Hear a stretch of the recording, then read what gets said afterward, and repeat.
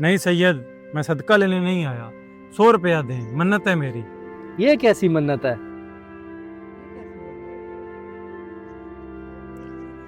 اور یہ کیا لکھ رہے ہو؟ اچھا یار ایک بات بتا، ہاں بول۔ منتیں پوری ہوتی ہیں؟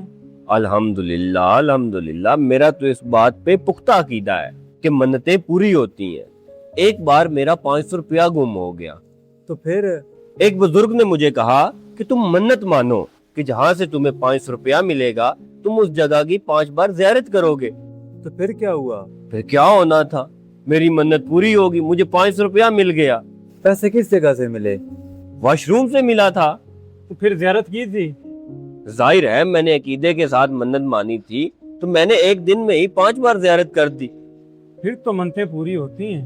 ہاں ہاں بالکل ہوتی ہیں، تم لوگ بھی منت مان لیا کرو۔